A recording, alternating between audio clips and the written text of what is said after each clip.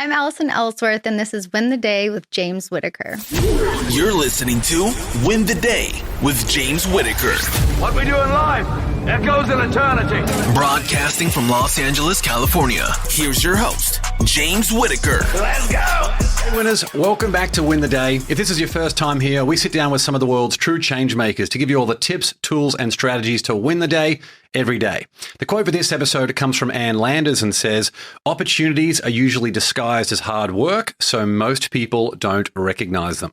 Our guest today is Allison Ellsworth, the co-founder and chief brand officer of Poppi, a delicious, better-for-you soda with clean ingredients, and one that I'm very familiar with, as you'll learn more about soon. From local farmers markets to a Shark Tank deal, then retailers nationwide, Poppi quickly became one of the fastest growing non-alcoholic beverages in the US. Today, Allison leads the company's overall brand and creative strategy. She pioneered Poppi's digital-first approach, attracting a loyal community of more than 650,000 followers and celebrity brand fans, including Billie Eilish, Russell Westbrook, Jennifer Lopez, and many more. With a viral TikTok account boasting over 2 billion views, continued retail expansion, and becoming the #1 selling soda on Amazon, which is wild, Poppi is on a mission to revolutionize the soda experience for all. In this episode, we're going to talk about how Allison went from struggling with her health to leading the expansion of one of the fastest growing brands in the world, the best mindset and business tips for any entrepreneur who wants to get to their next level, how Allison and her husband Stephen are able to prioritize family as their careers skyrocket, and what it's like to successfully audition on Shark Tank while 9 months pregnant. Before we begin, the right bit of inspiration can completely change the trajectory of someone's life. So there's a friend or loved one out there who needs to hear this episode or could use some help to win the day. Share it with them right now. All right, let's win the day with Allison Ellsworth.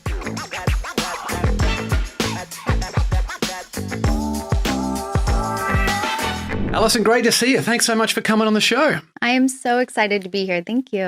Well, how does it feel looking back after all the big wins you've had? Are you very much head down, business as usual, or have you ever taken a moment to sort of reflect on the journey you've had so far? I think with how high growth Poppi is, I don't think I have a moment to do anything with 3 boys at home and with the business, absolutely not. But, I should take that advice. For sure. It seems like just diving into your story that persistence is one of the biggest things for you. Is there a story from when you were younger that really personifies of how persistent you have been your whole life? I think since a young age, I've always been told that I just kind of get what I want. And my dad always told us, yes, there was never no's in our household. It was like dream big, go far. So I just have always had the mentality of I can do anything. And book smart or street smart? Which do you identify with more? 1,000% street smart. 1,000%. How has that manifested for you over the years? Are there any stories where just diving into the books didn't really identify with you so much, or some other wins that you had being resourceful on your own? Yeah. So I was a solid C student in all of really my education, right? But I was a dance fanatic. So I grew up dancing, which I think teaches a lot of just showing up, being a team member. It's very similar to sports, but it also allowed me to see the vision, the production, the end game, and how you get there and the hard work to get there. So it was like learning through a process that I creatively in my mind. So like, for example, I went to college for dance. One day I woke up and I was like, you don't really need a degree in dance to nor teach it or to dance professionally. And I was wanting to teach it. So I freaked out. I took a year off. I moved to Europe, no program. I just lived in Spain, found some roommates, ran out of money, and then came home. So it's like, I've always been that mentality of just like learn through life, go jump in 2 feet and just kind of figure it out as you go. So street smarts all the way. What about the power of relationships as well? I feel like being able to find the right people as well as being open to the right people to come across the path at the right time. Just relationships and resourcefulness and resilience. They're just really important traits and opportunities to help you on your, figure out exactly who you are and help you get to where you want to be. I think community is one of the most important things in life, right? The people you surround yourself with that are in your circle could either lift you up or bring you down. And I've always been a big believer in that at Poppi. So, I talked to, my dad, he was an entrepreneur himself. He was always saying yes, but I've had a lot of people tell me, you weren't good enough or you couldn't do this. And I'm one of those big believers. I know this is bad, but I will cut that out of my life. Like, bye, type of situation. You want to keep that mentality correct. So throughout the years and when traveling in community, it's so important. And then always to give back to that community as well, for me to be a good steward and to lift up and mentor other people throughout the years as well. We had Dr. Gabor Mate, who came on the show, and he spoke about Indigenous tribes. The one thing they had together was that community. And I thought that's so interesting that you specifically mentioned that word community, where everyone together is working on what is it that the community needs and can benefit from, and what can we do to help everyone else to develop and them to be able to give back to the community. It's such an important thing, whereas so many people, like you sort of touched on there, are around people who aren't great for their mindset. And what's the point? If someone's making you feel crappy, what are you doing hanging around that person for? Well, it's a big piece of why we're so successful on TikTok. I know you mentioned earlier, yes, 2 billion views. A lot of the content is me just on there talking to our community.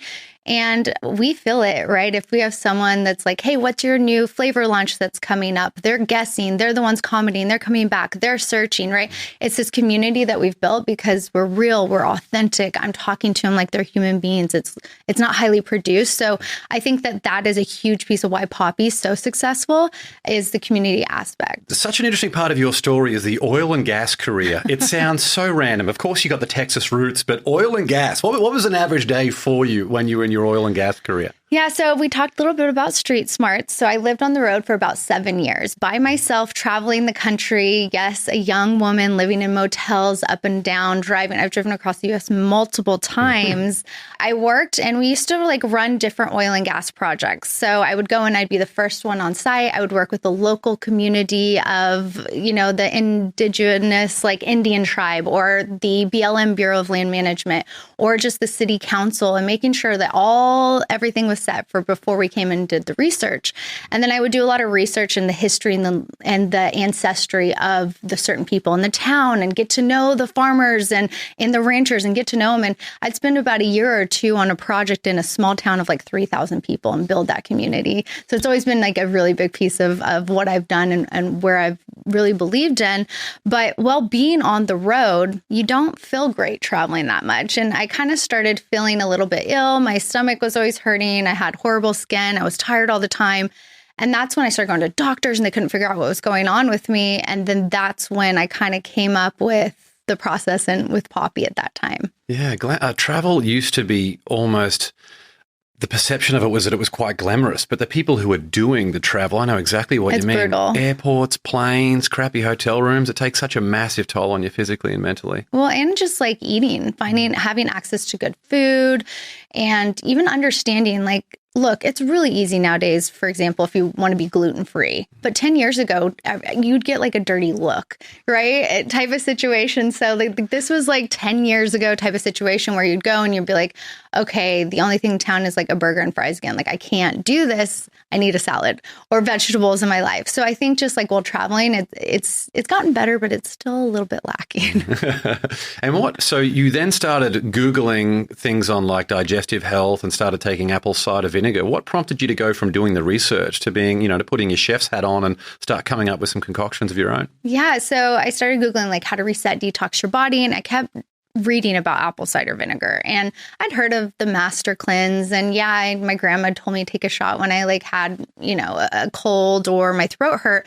But what happened is I started drinking it, and I loved the way it made me feel, but I didn't like the taste of straight vinegar. And I was like, look, this isn't sustainable. I feel great, but I'm not going to do this every single day of my life for the next 10 years or something crazy. Sure, I'll do it for 2 weeks. So I was like, I have to figure out a way to make this taste good. My big passion in life is I love to spend all my free time in the kitchen.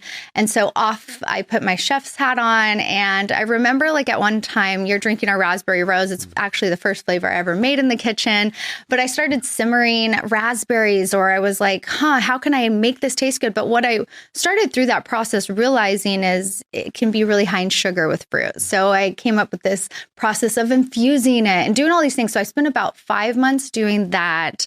And then I got to the point where my husband was like, wow, this is good. My neighbor neighbors were like, hey, can I buy this from you? And it was 100% still a hobby or just like a need of like, I'm obsessed with this. I want as many people to drink this as possible and feel as good as I do. Yeah, I was mentioning to you before we started recording that I think I must have been one of Poppi's earliest customers. I remember I was at Whole Foods. That. I was looking for something that just wasn't just loaded with all the crap that Whole Foods is generally a lot better than a lot of other stores in terms of some cleaner products, but there's still some pretty deceptive marketing getting in there. Right. And having something like Poppi, like the thought of going back to a Coca-Cola, which I used to have a lot of when I was young. My big weakness actually was going to the movies, and I'd get this giant frozen Coke, which must have about 70 grams of sugar. And then when I went and took my daughter, who's 4 years old, we went to the movies for the first time together, her first time ever at the movies. And we brought in a raspberry Poppi, and we brought in some popcorn of our own and some Annie's cheddar bunnies. And so Poppi was a part of us going to the movies for the first time together. What's really interesting about what you just said is that is the position of Poppi. And let me break it down for you. So soda was invented by pharmacists back in the day to make you feel good, right? And then it's kind of evolved to soda is now an emotional connection you have to a memory. Hence, you just said a movie with your daughter, type of situation. But people want that emotional. They want it soda with the cookout, soda with a burger, soda with, at the movies. But they want that feeling without all of the excess sugar and the artificial ingredients. And so that's where we come in. We always say Poppi's revolutionizing soda for the next generation. But it's really, you get that full flavor. You get to have that emotional connection without all the guilt. That's literally we tell everyone, we give you the freedom to love soda again at its best. So that's literally it makes so much sense. And you saying that, I was that's literally our goal at Poppi. And we would sit there at the dinner table, my wife and I, we would have a drink and our kids would be asked, if we were having a beer or a wine, not that we drink much, but they want to participate, be part of the community. Like you mentioned earlier, when we have something like a Poppi, we pour some out and then the kids love it as well. So it really is a nice family bonding experience, which is not something we would do with alcohol. And it's absolutely not something that we would do with Coca-Cola. And kids are obsessed. Yeah. Really obsessed. And it's you put a Poppi in with your kids' lunch is better than an orange juice, right? With 5 grams of sugar versus, 15 grams of sugar. So I think I love that it can be a family drink. It can also not be, and it can be a great mixer too. You get your soda fix for sure. For sure.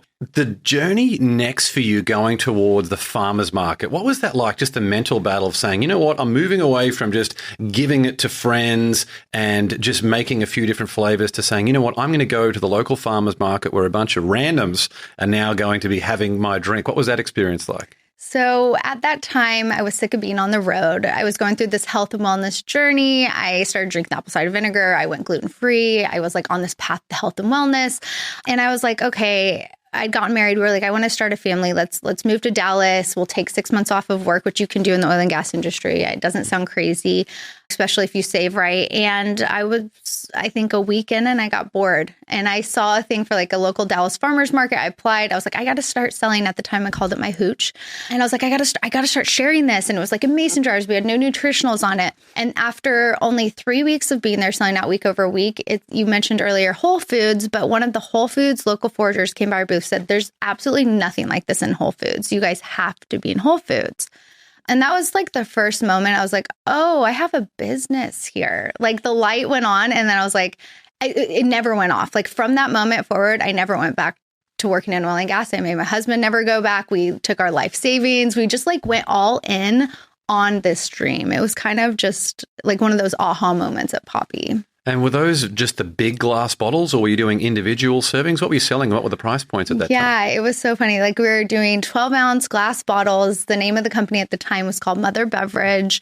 The vinegar count, dosage was way higher. We called it rocket fuel. We didn't know any idea what we're doing. We were bottling it in our kitchen and all those things. But yeah, glass bottles. And I think it was around $4, and we thought that was a steal. Yeah. And we'll chat more about the rebrand a little bit later, but just as a man going to buy a drink, I don't know, I've seen, here I am buying a pink Poppi, but if it had mother written on it and it was pink, then, maybe a lot of men wouldn't be, racing out to buy them. So I feel like the rebrand, you go back and look at when you were on Shark Tank with Mother Beverage, it looks so interesting, the difference in the packaging that Rohan brought to the table. It is big. And it's funny because we named it after the mother of vinegar. So it was this health niche product. We were not really seeing the soda aspect of it at the time.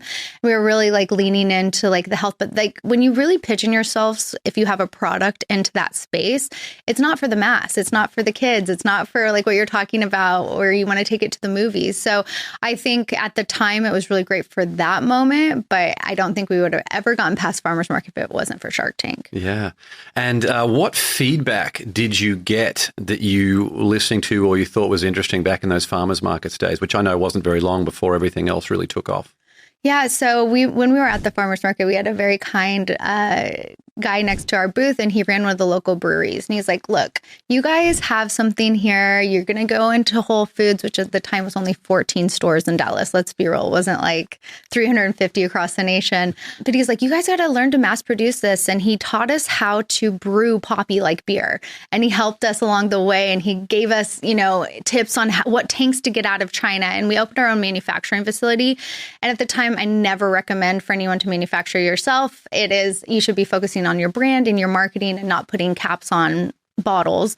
But I love that moment in time because it gave us a really intimate understanding of how our product was made. And we're able to implement that now in our high growth of like, we know our product. I know what goes in it. I know I make this still type of situation. So would you have been happy with a few steady sales at the farmers market and that just being a bit of a side hustle? I don't think we would have. I think we were kind of at the point, and that was the desperation of going on Shark Tank, where it was like we either get investment or we have to move on with our lives. Not that the passion wasn't there, but I mean, back in the day after we quit and put our life savings in, it was like bottling during the week. My husband was working a second job. Like we, at the time, had our firstborn, and it was a little rough. Like, not being able to almost make the mortgage, the air conditioning, the car breaks, like you can't fix it. So it was that time where it was just like, we can't do this just like with our family and our growth. So it definitely was, the door opened to Shark Tank, and it changed my life. Yeah, it's just committing to going to the farmers market every week as well with the family. In Texas, in 116-degree weather, coming from a warehouse with no air conditioning. No, it was a commitment. And I remember bottling multiple times, especially with our firstborn. I was pregnant, went into labor on the line, had the baby back on the line strapped with me 2 weeks later. Like we were all in. Yeah. I love it. So you auditioned for Shark Tank. How did that opportunity unfold, and how did you prepare for it, given some of the other things that were going on in your world? Yeah, so it was funny. I saw on Instagram, Mark Cuban put up a post, and he was like, Shark Tank in 3 days. And we did at the time I didn't know. I guess nowadays I've learned like a lot of people go on Shark Tank. They go on and they apply online, and they don't go stand in line for 8 hours at the convention center. But that's what we did.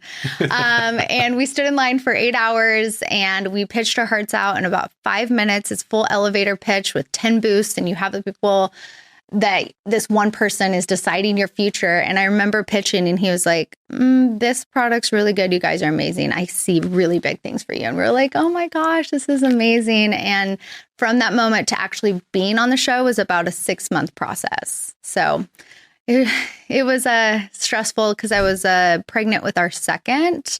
And so throughout this, I was just like, hopefully we get on and before I have this baby type of situation. And what's the age difference between your 3 kids now? I have 1, 5, and 7, but the other 2 are 22 months apart. So it was pretty quick back to back. Yeah. So you're in the thick of it. I am.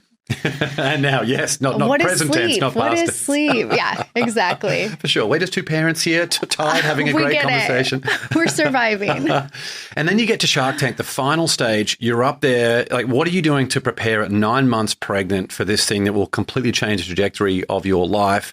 Or, have you going back to the corporate world? Yeah. I mean, we practiced our pitch probably 5,000 times. You had to do where you practice for the producers, and they do a rigorous background check, make sure you're not like a felon or anything crazy like that. But I do think that throughout the process, we just learned and got really comfortable with being in front of the camera and on TV and doing all of that, which comes into play later on, which is amazing. But I think we got the call 2 weeks before and they were like, you're going to be on the show and we need you on at this date. And they tell you they have multiple recordings. And I was like on the last one, I was like, hello, 9 months pregnant. I literally had the baby 10 days after I went on the show. But I was very determined. Doctor approved it, went on, and they wake you up at like 4 a.m. in the morning and you're on set and you're waiting. And then you go in there and you're in there for an hour. And they're basically just like yelling at you for an hour. And it's very overwhelming. You almost like black out because it's like a lot of emotion. Yeah, it's a rough day. And when you walked into the tank, were you able to have enough presence to, look at them as individuals and really be present, or were you just so focused on your pitch and a little bit overawed by the whole thing? And you guys crushed it. You did so good looking at the replays. Oh, my poor husband, he has a sweaty, like, upper lip, and you can see it coming down. He's just like, never live it down. That's all you can ever think about. And I'm like, we got a deal. Like, who cares? Life's good, yeah. Yeah, but no, you really kind of just... It's tough because you have 5 people yelling at you. It is a TV show at the end of the day. So they're trying to make good TV. They're trying to poke at you. I think like at one point, Mr. Wonderful called me like an apple cider vinegar roach, which calling everyone a roach is his thing. But he would say it and sit back and then like smile. So it's like this interesting position that you're in where you're like, this could change my life, but also this is a TV show. But the producers, everything was so wonderful through it. And everybody, as we were on, started going out.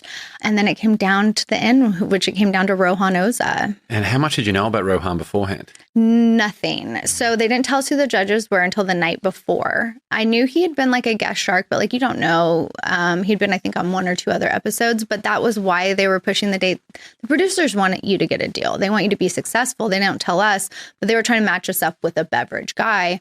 And during the process, I guess we didn't see it happening, but like a couple other sharks were like looking at him like, do you want to go in on a deal? Do you like this? And he was like, no. Because in his head, he told us afterwards, he's like, I want this for myself.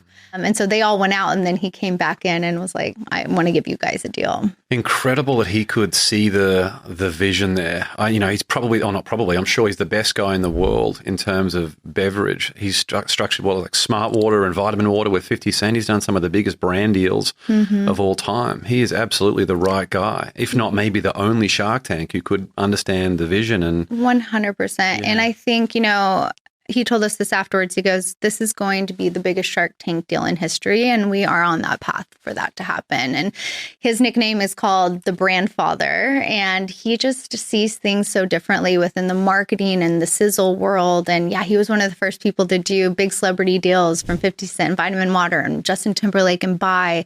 He had a traditional background. He worked at Coke. He worked on Sprite, like certain things like that. So, and now he's just part of some of the most iconic Better For You brands as well. So you can ask for a better mentor, and he is very involved in Poppi. He's on our board. We do monthly sessions with him. That's the beauty of him versus some of the other sharks is I think like a Mark Cuban, he probably has hundreds of deals and has a team. Like I think Ro has 2 Shark Tank deals and we're the only food and bev. So we get a lot of his time, good or bad. He tells you how it is. We'll be back with the show shortly. I've got a quick question for you. Are you living up to your potential? It's a question that shapes your family, your business, and your overall happiness every single day. That's why I'm excited to introduce the Win the Day quiz. Head over to winthedayquiz.com right now, answer a few thought-provoking questions, and you'll instantly discover how well you're performing relative to your true potential. And here's the exciting part for our Win the Day family. As a fan of the show, you'll receive a personalized and absolutely free action plan to help you win the day every day. Now, just imagine how transformational the results will be when you consistently show up as the best version of yourself in every aspect of your life. Don't miss out. Take the Win the Day quiz now by visiting winthedayquiz.com or click the link in the show notes. All right, let's get back to the show. How long after did he start getting hands-on and start making all of these recommendations around branding, name change, which for you must have been a little bit probably daunting to say, look, we've had a little bit of success. We successfully got a deal on Shark Tank. We've made it. We've had people in Whole Foods saying we need to get in there. Now you want to change the name of the company. You want to change the packaging. You want to do all these different things. Yeah, it's funny. We'd actually presented to Whole Foods and they had accepted Mother Beverage in 7 regions of Whole Foods. So there's, I think, 10 or 11 regions of Whole Foods across the U.S. So we'd gotten to the majority of them. We were rolling out nationwide in Sprouts with Mother. And then we come in, we go on Shark Tank. We have this national commercial. And then he goes, guess what? I want to change the name and the packaging.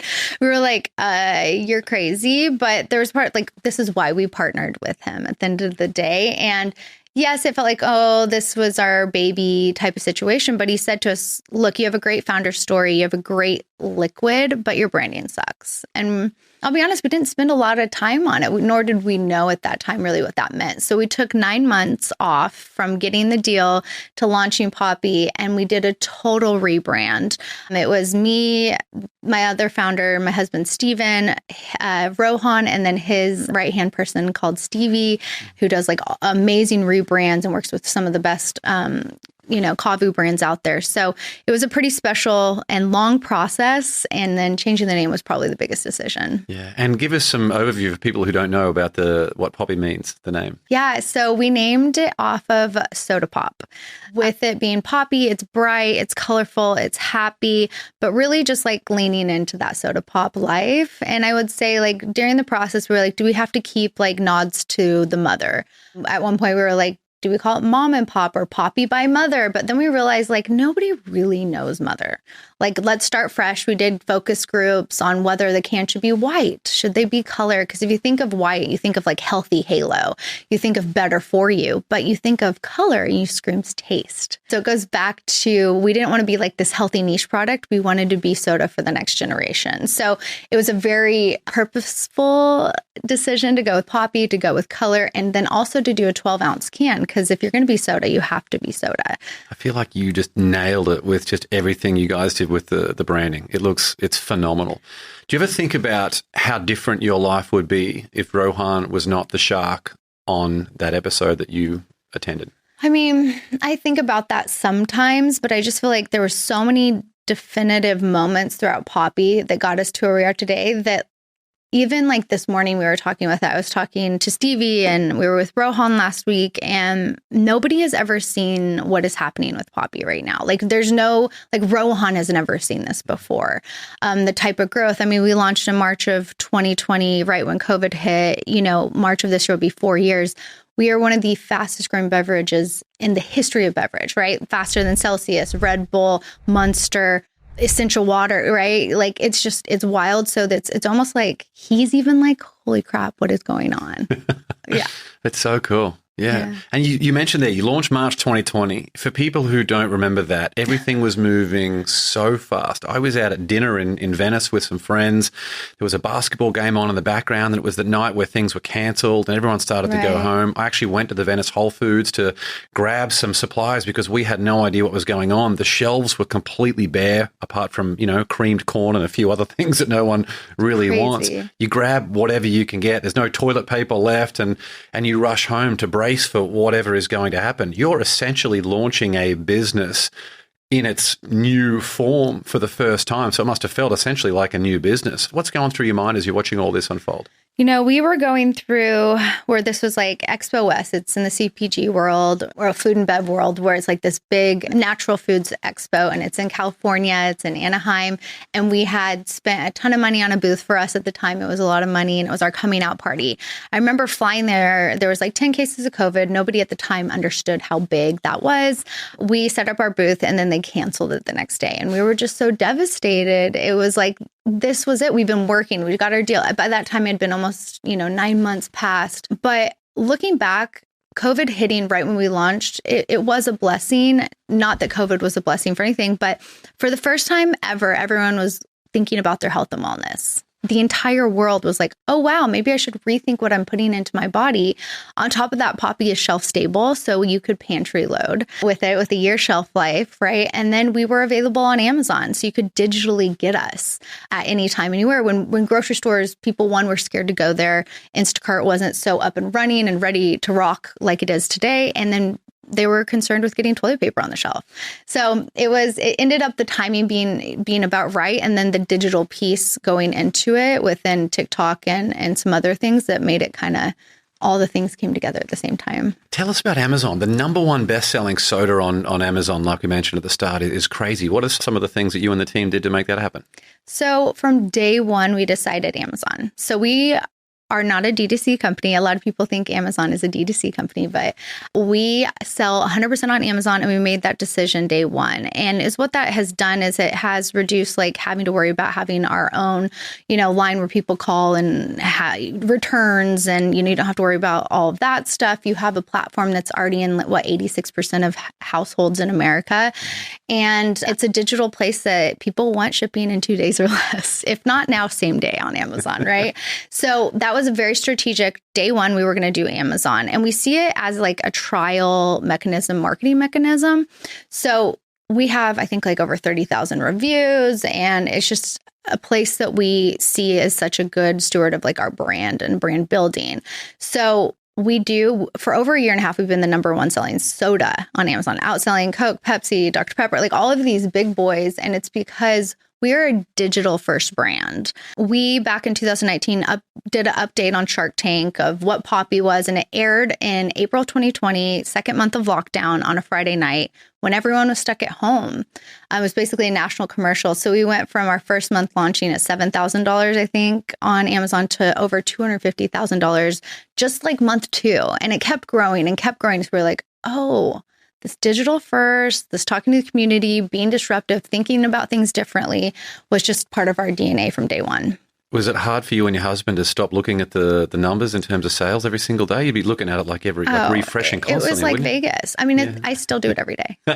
Like, it's not stopping. Like last night, we had our first national commercial on The Bachelor premiere last night, and we were just watching like the SEO search and like the Amazon sales like spike. It's just like I still do it every day. I can't help myself. That's so cool.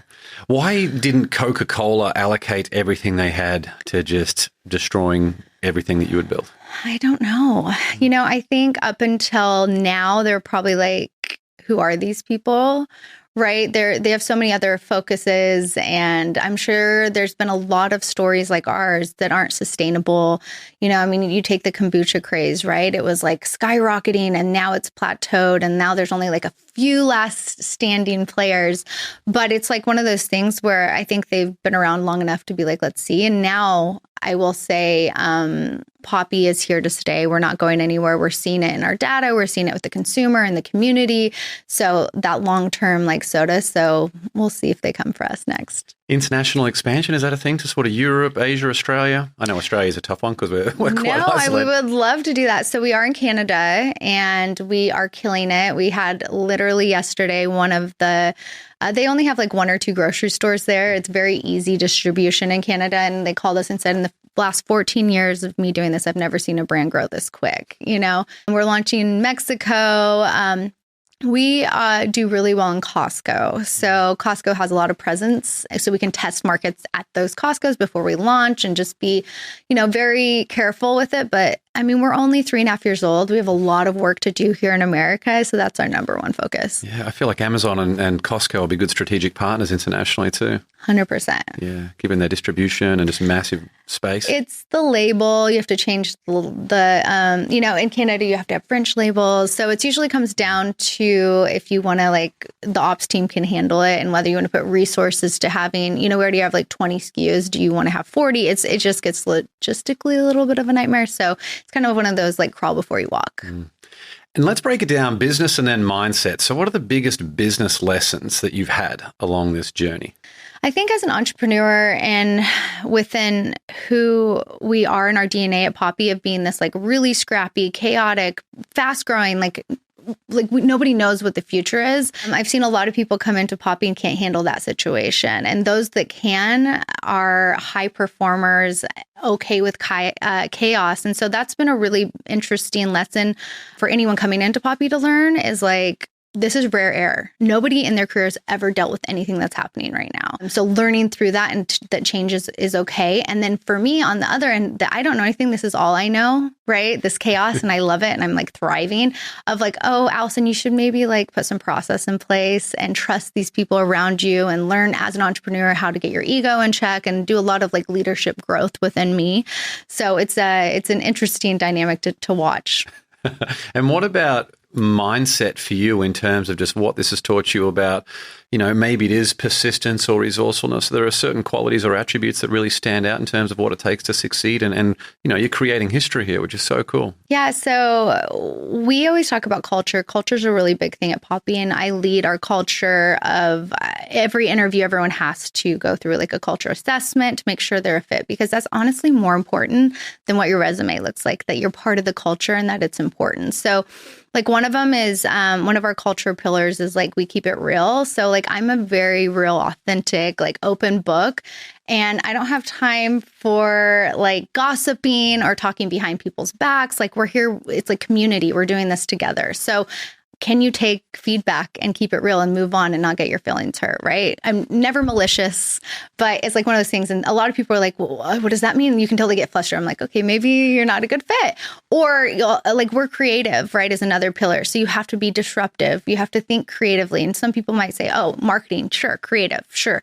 But we went viral last year in April and we sold out everywhere. And our ops department had to get really creative on how to get us back on shelf really freaking quick. So I always say like you can be really creative, and then it's like important to do it all together. So I think, leaning into the culture is really important and making sure that we have the right people at the right place at the right time and all that good stuff. Hey, it sounds like good advice.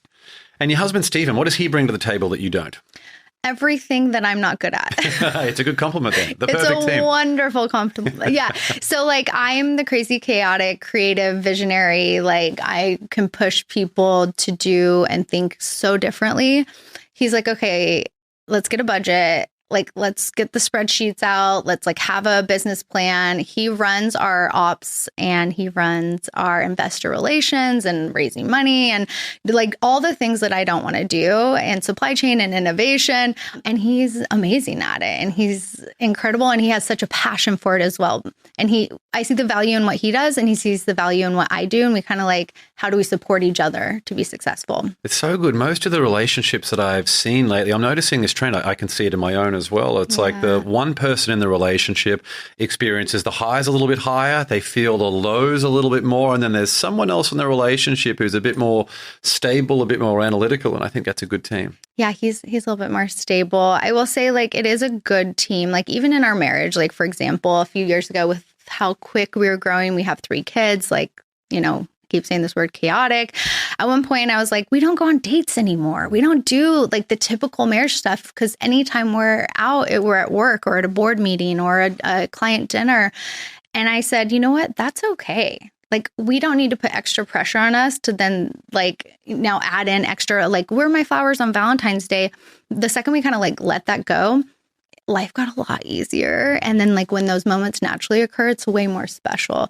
So I think like taking that pressure away, not that we don't care. And like, yes, marriage is very important to us, but I think it's that partnership and letting go of the like stigma of what I think a lot of people think in marriage. So it's been nice. It's been relief. That's so good. What about where kids are involved? I mean, you have investor money, you've got a lot of your own money, a lot of sweat equity that you've put into this business. How do you balance these competing priorities between your own individual aspirations? You mentioned your marriage there, time with your kids, making sure they're free, as well as everything with the business. I will not say that I'm like amazing at it, and I just try my best. I think like as any parent that says like they're perfect and they have it together, like they're lying. But it's so funny you so said that. True. Every holiday card I see, including my own, especially after all the experiences that we've had, this beautiful looking holiday card, things are just going crazy. Every beautiful holiday photo with young kids behind the scenes, everything's going crazy. So, yeah. Yeah, I don't even try for one anymore. I'll do it like 3 years when things calm down. I'm like, it's just like giving yourself grace, I think, is like the most important thing. And then like having people like me that are like real and authentic about it, be like, it's hard. I'm tired. I wish I had more time for my kids. I wish I had more time for Poppi, and all of it's okay. It's not going to be perfect. There's a good friend of mine who's come on the show, shout out Dr. Jeff Spencer, who says if you do spend so much time with your kids, which of course is important, but if you don't give them the time to themselves, and they will only perform when you're there. And I think that's so interesting. So sometimes just giving them a little bit of space to be able to figure it out and develop it on their own means they'll be able to perform without the expectation of you being there. I think it's such a great lesson. Yeah. As a parent, when you feel guilty about traveling, it's nice just to know that you're teaching resilience for your kids without even meaning to. I think it's harder on us than them. Yes. Honestly, I'll like FaceTime them and they're like, "What, Mom?" I'm like, "I miss you." And they're like, "I got to go. My friends are here." So I do think it is harder on us than them. For sure. The first speech I had to do that I was traveling to after becoming a father was during COVID. And I had a mask on the plane, which just makes you feel horrible as it is. And I had this, almost gave me this big panic attack at 30,000 feet, just the parent guilt of just leaving your kids. Like, yeah, I think you're 100% right that we are a lot harder on ourselves than we need to be. Kids, they bounce back so fast. They do. And if you have a good support system, which we do at home, my mom gets to take care of them. So like now when I'm like, I'm leaving, I'm be gone for a bit. I'm going to New York, LA. They're like, bye. Like there's no crying. And that's when you know, like things are good. Yes, there might be some tears sometimes, but it's like, if they're just like, okay, we'll see you later. For sure. They're happy little things.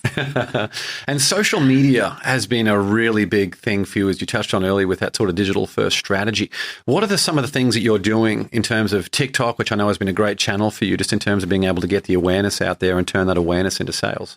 Yeah, so Poppi was one of the first brands to get on TikTok back in, I think I downloaded that back in 2019 when it was just a lot of what they call dancers and young kids. But I saw it as an opportunity to break through on a new digital landscape to build that community and to touch people in such a different way that wasn't traditional marketing. So I didn't really quite know at first how to do it. So I spent about 2 months literally making random videos. I did like recipe videos. I danced. I did ingredients. I did BTS in the office trying to get people to like get in them with me. I made my husband do. I made my kids get them.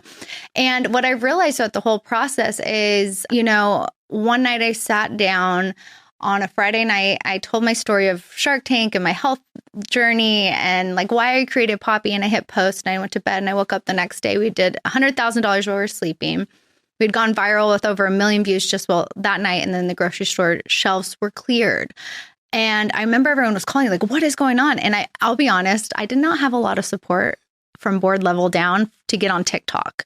They were just like, Allison, IG is where it's at, like Instagram, like this is where you need to be. And I was like, okay, fine. I'm not going to take any resources from the company. I will do TikTok on my own. And then it went viral. Let's say the tune of that changed real quick. And now they're like, how do we support TikTok? And we leaned in.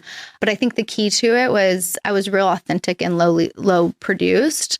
And just, I was a mom talking to other people. People want that authenticity now, don't they? We're done with all just the overly edited Photoshop stuff. Yeah, I mean, it's so much so that like TikTok reached out to me after that and they were like, hey, not a lot of brands are doing this. We'd love to film a commercial of like how brands should be on the platform. So I advise and I'm part of like a TikTok creator chapter on like the future and like how to get more brands and to understand it. And really everyone always is like, what is the secret sauce? Like, how do you do it? And it's like, if I could tell you how to go viral, I'd be a billionaire. But what I can tell you is you just have to get on and post. For sure. It's literally that easy. And it's really hard for people to get over that mentality of people are going to make fun of me or I might say something stupid. But at the end of the day, nobody really cares. And if you're doing it, it's a free marketing mechanism for your brand. Start now.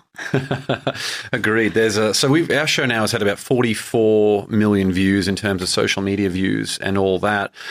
I feel like you need to be a user on these platforms. 100%. Like you need to know what they're doing. You need to be consistent because these algorithms change so much. And there's also a degree of randomness that you just, like you said, you can't, all these people are saying, here's how to go viral, here's how to go viral. No one knows. If you knew that, you'd be doing the viral posts rather than just telling everyone how to do it. If you try to go viral, like you're going to be disappointed.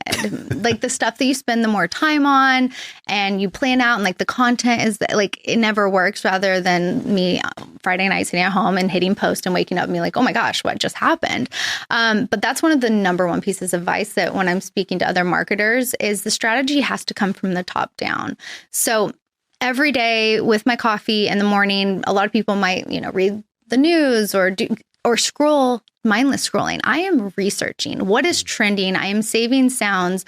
I'm seeing what other brands are doing. I'm seeing like what big influencers are saying and doing. I'm like on the platform researching it. And so the strategy for TikTok is coming from me to the team versus a lot of brands nowadays, they hire like a young intern and expect them to go super viral when there's no strategy, there's no support, there's no like paid versus organic strategy in it. And it's really hard if you're going to do that.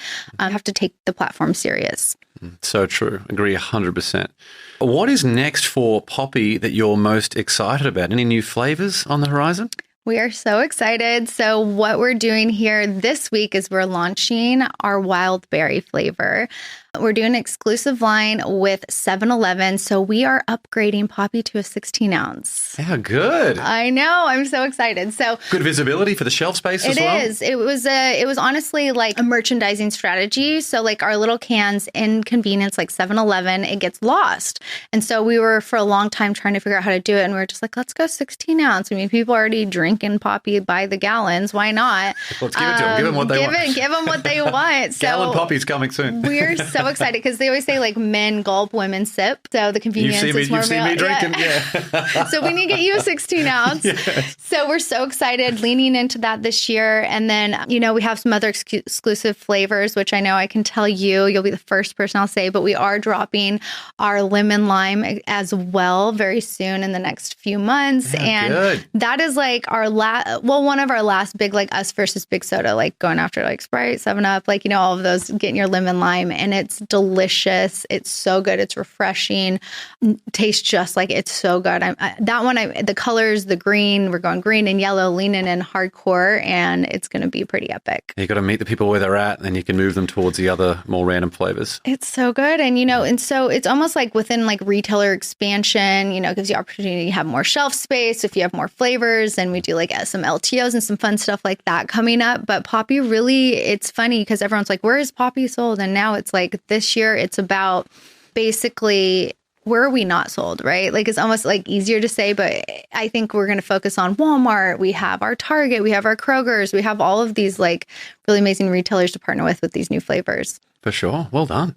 A question I'm asking entrepreneurs more and more because I think this inner battle is really important. What do you love most about yourself? Ooh, my favorite thing about myself is my ability to daydream and get people to daydream bigger.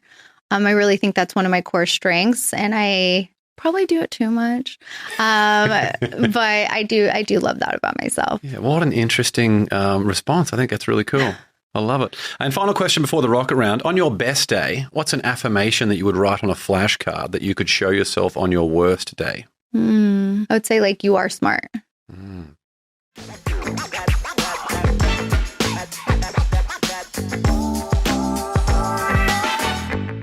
Well, let's now move into the Win the Day Rocket Round. 10 questions with some quick answers. You up for this? I'm ready. Let's go. Number 1, what quote inspires you the most? I would say, I don't know who it's by, but your real friends talk crap to your face and they talk good about you behind your back.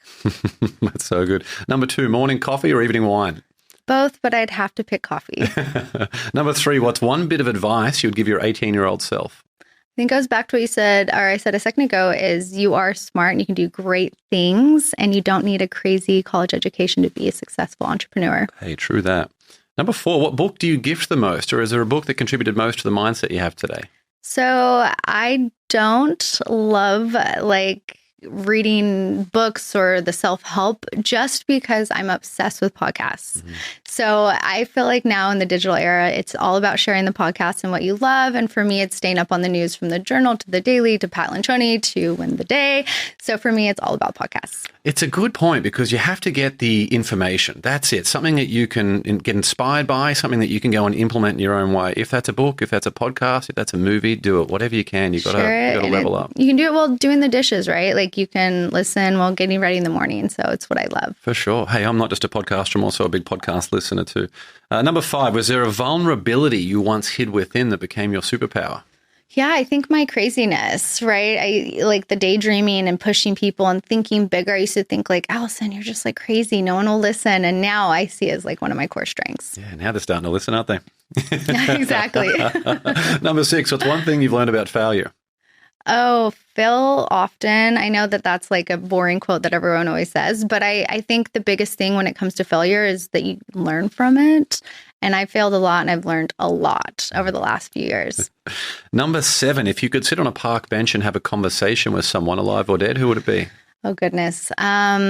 This one's hard, but I would have to say Dolly Parton, which is people don't understand how iconic she is and how much of an inspiration. I think she's one of the 3rd most loved celebrities in the world, but you should listen to some stuff on her. She's pretty inspirational. Very cool. Number 8, what tool or resource best helps you run your life or your business? Yeah, so content's a huge piece at Poppi. So I love any content editing or strategy that you can use within like a Planoly or a Splice or a CapCut to edit videos. Now it's all in the palm of your hand on your phone. It certainly is. Yeah, no excuses. Number 9, share one thing on your bucket list. Oh, this one's hard. It's like I've had opportunity to do a lot of things on my bucket list. I think for me, it would probably learn to do a sport, like play a low impact. Like I love pickleball, tennis, or golf or something like that. I don't know if I'll be the best, but I actually really want to. Awesome. And final question, number 10, what's one thing you do to win the day? I would say I get up every single day, I dream big, and I stay very positive. So good. Well, there are a bunch of ways to connect with Allison and Poppi, and we'll link to all of these in the show notes. You can follow Allison on Instagram at Allison Ellsworth, follow Poppi on Instagram and TikTok at drinkpoppy, and of course, order some delicious Poppi of your own at drinkpoppy.com. Again, all of that and more will be linked in the show notes. Allison, thanks so much for coming on the show. Thank you. It was wonderful. Thanks for joining me on another episode of the Win the Day podcast. We want to hear your thoughts on what we covered today, so drop a comment on the YouTube version of this episode with your favorite takeaway, any questions you have, or what actions you'll be taking as a result of what was shared in this episode. And if you found value in the Win the Day podcast, leave a 5-star rating on Spotify and Apple Podcasts. You'll find a link to both of those in the show notes. It'll only take you a few seconds, and more ratings really helps other people discover the show so they can get the mindset upgrade they need, and we can bring more winners into the Win the Day movement. That's all for this episode. Get out there and win the day. Until next time, onwards and upwards, always.